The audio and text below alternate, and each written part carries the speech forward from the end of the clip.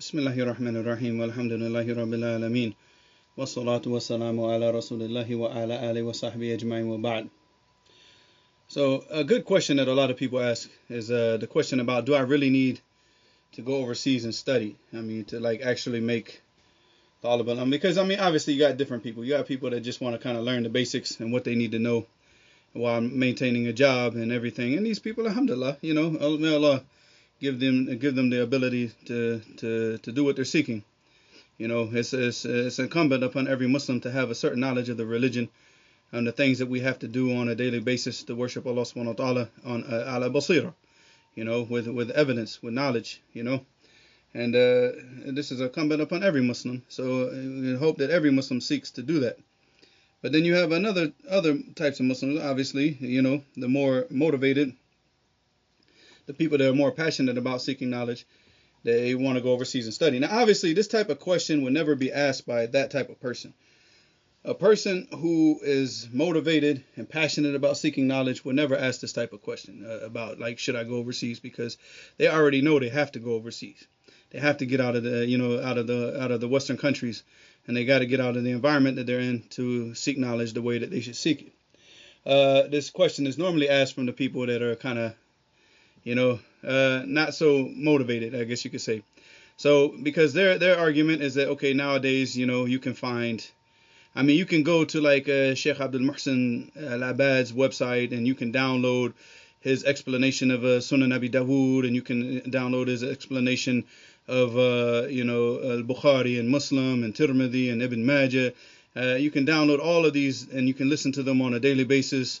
If you have an issue with like Ilm al-Hadith, Sheikh Abdul Muhsin, he also taught Alfiyat al-Suyuti, if I'm not mistaken, he taught Alfiyat al-Suyuti, or if he taught Alfiyat al-Iraqi, but I believe it was Suyuti.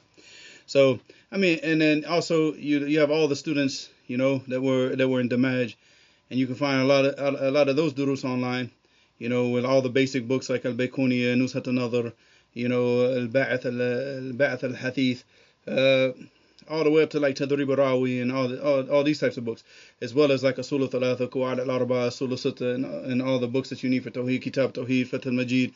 So all of this stuff you can find online. So why do you need to go overseas to study? Like, this is like, the types of questions, because this is what the person would ask. Like, I can get everything, I can sit down and listen to everything, and I can get the knowledge, so why do I need to go overseas? And the answer is that, see, a lot of people, they focus on just the knowledge, just on the knowledge part, of sitting with a sheikh. Now, keep in mind, when we were in Damaj, the amount of time that we would spend with the sheikh on a daily basis is very, very little in comparison to what we would spend doing other things. And it's not so much the sitting with the sheikh as much as the environment. Because I sat with Sheikh Yahya when he was in Mecca, and it wasn't the same as sitting with him in Damaj. So it wasn't the same thing, because the environment is not the same.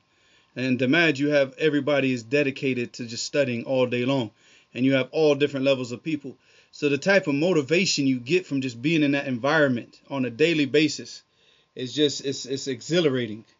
It's exhilarating to walk in the masjid and you just see 1,000 people just memorizing the Quran in the masjid, And all throughout the day, all the people memorizing from Bukhari, all the people attending the durus of the Shaykh, all the people taking all these different durus all throughout, on top of the masjid, in the masjid, under the masjid, outside of the masjid, above the hamamat, out in the wadi, and all these different places. It's something that, that type of environment and the type of people that you'll be around. It's similar to, like, for example, all right, and this is an example that I can think of. It's not probably the best example, but it is an example. Imagine, like, okay, you wanted to become like a Muay Thai fighter, right? So you go and you sign up at some gym in America, which I advise you don't do that, obviously, because of the ikhtilat and the mixture. But I'm just giving this as an example, right? Let's just say that you found an all-men's gym in Muay Thai, and you go and you train, right? Now you're training with people that are, maybe one or two of those people might actually be competing. The rest of the people are just there, for exercise or fitness. So you have all these different types of people. Now, and the majority of the people aren't really serious about it. They're not really serious about it. Just like if you were to take durus in the masajid in America, you see, like, you have one or two people They're very serious, and these are the people that are like they're trying to get out the country and seek knowledge. And then the rest of the people, they just kind of come after work, sit in the dars. They don't write anything. They don't memorize anything. If you were to ask them 2 days later about the lesson, they don't remember anything. So you got these types of people, right? Now, you say, okay, you want to become like a professional fighter, and the best way to do that, you say, I'm gonna go to Thailand and I'm gonna go train Muay Thai with over there. Now, when you go over there now, if you took all the serious people out of all those gyms around the world and put them into one place, now they're all training together. So now all the serious people are training together. And now you're training with people who all have the goal of to become a professional fighter. And you train like that for years. And then you come back to America. How much of a fighter are you going to be now? Like, how much better of a fighter? Now, if you go back to that same gym that you trained in, do you think that you're going to have any problem handling those people in the gym? Now, you just spent all this time training and sparring and going back and forth with people that are all taking on professional fights. So the same thing, like when you look at a place like, I give the example of Damaj because that's where I originally studied. I studied in other places, but Damaj was like the large chunk of my time of studying was in Damaj, So, and that's why I give that example all the time. So if you look at Damaj, you got all the most motivated people from all over the world. These are the people that saved up their money. They bought the plane ticket. They left their countries. They left their families. They left everything to go study because the religion and learning and getting knowledge of the religion was more important to them than anything else. More important to them than the dunya. More important to them than their own families. They left their mothers. They left their fathers. They left their families. Some people ended up losing their wives because then when they took their wives there, their wives couldn't handle it and they ended up getting divorced. And this happened a lot because the women, they just couldn't handle it. So divorce ends up happening so many times. So many brothers ended up getting divorced. Some people cave and some people, they stay strong and Allah blesses them with another wife. And, later on a wife that she's serious about seeking knowledge and she's patient. Allah blesses them with it. Other people, they get weak and they fold and they end up going back to America because the wife is, this and that, and they end up getting divorced in America or in Britain or wherever they went back to. But there you're going to be sitting with like all the serious people, the people that left all those comforts, left all that because seeking knowledge was that important to them. Now, can you compare that to some dude that's just going to come after work and sit down and just sit in the class, not memorize anything, not write anything, not focus on anything? It doesn't even know who wrote the book that he's studying. How can you compare between this type of environment and that type of environment? Where it's like us, we used to get invited to people's houses. It wasn't frequent, but it happens. Sometimes, like I remember, like I might get invited to somebody's house, and Sheikh Ahmed bin Thabit, which is the one of the main teachers of Nahu, he's there in the house eating with us. And now somebody's going to start asking them questions. So while we're waiting for the food, they're going back and forth on these issues of Nahu, on these issues of, the Lugha, and maybe it goes into an issue of like an i'rab of an ayah from the Quran. So even while we're eating, or not while we're eating, but while we're waiting for the food to be brought to us, this is going on. You know what I'm saying? And then after the food is brought, then some, we might be drinking tea or something like that. If it depends on the situation. Sometimes the brother wants the people to stay, so he brings out tea and everything to keep the people there longer. And then it continues, and these types of discussions continue. So that's why when you see like students like that, when you come back to this environment, it's not the same. You can't compare that. You can't compare that type of environment to sitting in the masjid where people haven't even memorized the hadith of Jibril. They've been Muslim for 20, 30 years and they haven't even memorized the hadith of Jibril. You can't compare that situation to that, where like the kids are memorizing more than the imams in the masjids here in America have memorized. The children have memorized more than the imams in the masjid have memorized. You understand? So the environment itself and being around those types of people on a daily basis that are like very passionate about what they do, and they don't want, there's no other life on the face of this earth that they want. They don't. These are a lot of the brothers that have been in, doing Talib al-Ilm for like 10, 15 years. They're not gonna go they're not thinking about going and getting a regular job. They'll be patient. They'll be patient. You can't compare those types of individuals to other individuals who work and then they come and just sit in the class, and even you see this even in like Saudi Arabia. So like, for example, like when I was in Saudi Arabia after work. So I was one of those people where I go to work, and then whenever the brothers were going to like a Sheikh Fulan or there was some type of Dota, I would go with them. I would go, and most of the times it was for like revision, except for if we were going to like Sheikh Saleh Fawzan because he's teaching in Muntaqa, and I didn't study Muntaqa before.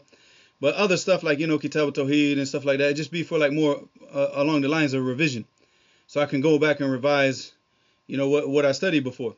So the point is like, it's not the same. Like you're going to work all day, you're tired, you're like mentally drained, and now you're going to go and sit with a sheikh.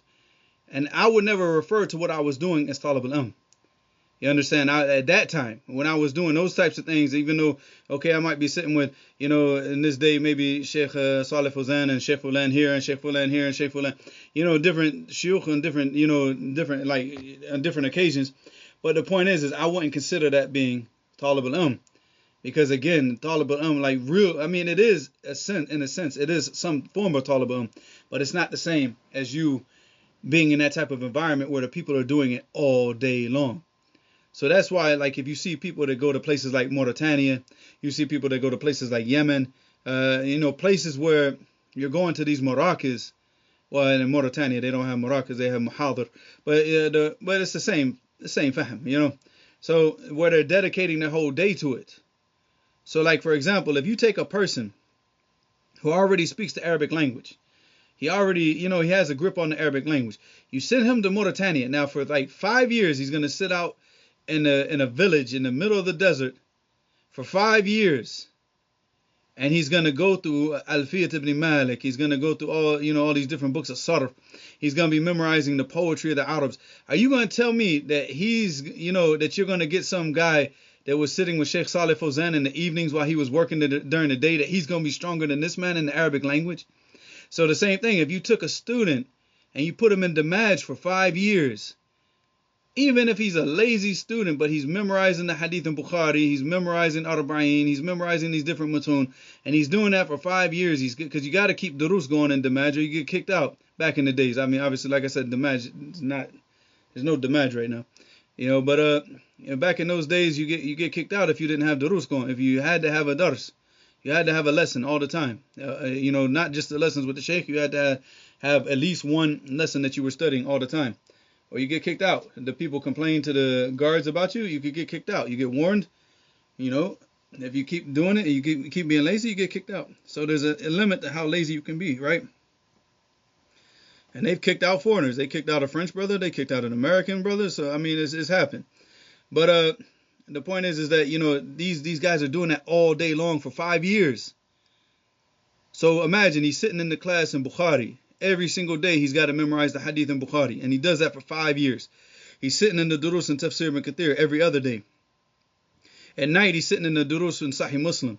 And whatever else the Shaykh is teaching, And then on top of that, he's taking all these other Durus and Nahu and Tawheed and Aqidah. Now you're going to tell me that this guy that sat and he was working as an English teacher for that same period of 5 years, that he's going to be as strong as this guy that was sat in Damaj for 5 years? Nah, not even close. Wallahi, even the laziest person in Damaj will be stronger than him. And I think that even goes for even a lot of the people that, attend the universities. Because the universities, they've really put a cap, a limit on, and plus because they study so many different subjects at once. Like, for example, Damaj is like the main focus is on Hadith. With the Sheikh, you're going to study, we used to study Jami' Sahih, Mimma Laysa Fi Sahihain li Sheikh Muqbil on one day and Tafsir ibn Kathir on another day. And the reason why we study Tafsir ibn Kathir is because of the Hadith, because it's Ibn Kathir always brings the Hadith. Because Ibn Kathir himself, he memorized the Musnad of Imam Ahmed. So, and you can see that throughout the whole tafsir. Like he's constantly saying that this is in the Musnad, then he'll say in Bukhari and Muslim, But like every hadith he'll quote, he'll quote it that it's from the Musnad, because that's what he memorized. All right. And then between after Asr, we study Bukhari every day, even on Fridays, even on Eid, every day. And then Baina Maghrib wal Isha, Sahih Muslim and other stuff that the Shaykh is teaching at the time. So, but Sahih Muslim is always like every day, every day, Even if the people visit and there's Asila or something like that, the Shaykh will still take the hadith from Sahih Muslim. So you're getting this every day for 5 years. every day. Then on top of that, you're taking your own classes, whatever you're trying to focus in, whether you're trying to focus in Tawheed, Aqidah, Usul al-Fiqh, Mustalah Hadith, Nahu, Sarf, Balagha, whatever it is that you're trying to focus on yourself, and you're going to be, that's going to be your focus, right? The other durus, you're just going to, that repetition of hearing those ahadith over and over and over again and hearing these masail, it's just going to stick in your head. So now how can you compare that between a person who sits in the masjid here in America or a person even in Saudi Arabia who's working during the day and going and just sitting with the ulama at night? You can't compare. And these two people will never be the same. And that's why the people who are very, very serious about seeking knowledge, they need to find a place where they can dedicate their time to that, where they don't have those types of distractions. Preferably a place with no electricity and no connection to the outside world. And this is the ideal place. Obviously, that's kind of difficult nowadays because now even in way out in villages in Yemen now, you have like wireless. You have wireless internet even in Mauritania. You have that. Back in the days, that was unheard of in Damaj. Throughout the early 2000s. The early 2000s they ended up getting internet. Like maybe 2003. Damaj did get internet. The cell phones didn't really start becoming a major thing until 2005, 2006, 2007 in Yemen. And then of course then the smartphones just kind of just destroyed everything, because now you got students that are sitting up in the rooms, watching movies on smartphones in Damaj. Not serious students, but the younger kids whose parents send them there. But they couldn't do that before. They couldn't do that before because there was nothing there for them. So Allah musta'an. But to find like a place like that to sit down and just cut off the whole world, where now you're focused only on what you're trying to do, now what you want to do in life. Just imagine that, like all the goals and aspirations of all the other people cut off. All you focus on is now what you're trying to do, what you're passionate about. If you're passionate about seeking knowledge, and even the knowledge itself, everybody's going to be passionate about different things. Like certain people are going to be passionate about hadith. Other people are going to be more passionate about the Arabic language. Some other people might be passionate about tafsir and Quran and the sciences of the Quran. Whatever it is. But now you have that ability to sit down and just focus on that thing that you want, that thing that you love, that passion that you have. And you can focus on it 24 hours a day. You can't compare that to anything in this on the face of this earth. So for anybody that doubts that or even has that thought in their mind that you can do something like that in America, you could if you bought some land in some far out place in America, like in some rural area, like in some Colorado up in the mountains somewhere, or Utah or Wyoming or something like that, and you bought some land out there and you started a markaz and the people came and studied, and where it's just where you have a markaz set up like that, you could do that. And you could have that environment where you just shut out the outside world and you focus on your studies, because you need to do that. You have to do that. You have to just focus on what you need to get done. Because all those distractions is this is what keeps the people from benefiting. Just imagine all this stuff. We didn't have anything. No, nothing. Even if you wanted let's say that you wanted an English book. You just wanted to read something. I remember one time, and this actually happened, man, I wanted to read a novel in Arabic because I wanted to get just language. There was just normal language, because obviously after being in Damaj, all I was getting was just Deen language. So I just wanted to see how I could understand a novel. So I asked a brother that was close to me, he's Yemeni. I said, okay, because he was going down to Sana'a. And I said, can you bring me back something that I could read? And he was like, nah, he was scared about it. He's like, I don't know. I don't think we should do that.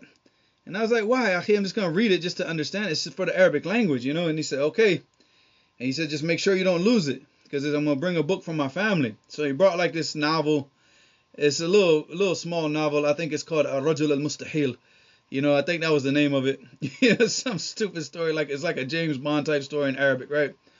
So the impossible man.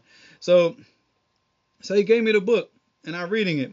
So one day I was suffering. It wasn't a day. It was maybe 3 or 4 days. I was suffering from another attack of I had amoebic dysentery. So sometimes it will come back, and during these days it came back. and I was eating garlic a lot, so I couldn't go to the masjid because I'm just, my stomach is all messed up. So the guards, they came to my room, and they're like, why aren't you in the class? It was a guard, it was Abdullah. He was close to me, so he was actually came into, like, he walked in my room. He walked straight in my room and sat down and started talking to me, like he was trying to advise me, like, come on, Muhammad, you got to get in the class, stop doing this. I said, Akhi, my stomach's messed up. I've been eating garlic. I've been in and out in the bathroom all day long, for the last 3 days. He said, Tayyib. He looked down and he saw the novel, Rajul Mustahil. He said, what's this? Ish hada ya Muhammad. He's like, what is this? I said, I'm just trying to see if I can understand, like, just common language in Arabic. He said, no. Yeah, this is a bala ya Muhammad. It's like, this is garbage. This is trash. I said this, and they said, I'm taking this. I said, you can't take this, Akhi. A brother gave this to me. And he said, who gave it to you? I said, Akhi, I'm not going to tell you the brother's name because I asked him. I made him give it to me. I'm not going to. He said, no, tell me who gave this to you. I said, no, I'm not, because he'd get kicked out. If I mentioned the brother's name, he'd get kicked out. I was like, no, I'm not going to do that. Abdullah, I'm the one that told him to bring it. It's my fault. It's me. It's not him. He has nothing to do with it. I convinced him to do this because I wanted for vocabulary only. He said, no. He said, I'm taking this book. I said, oh, he took it. And he was like, no, you can't read this. I'm not going to allow you to read this garbage here. This is Damaj. You came here for studying. That's what you do. He said, now hurry up. As soon as you feel better, get back in the masjid and get back in the dars. And that's how it was. Even these were the guards of the sheikh. He just sat down and he gave me the beautiful advice.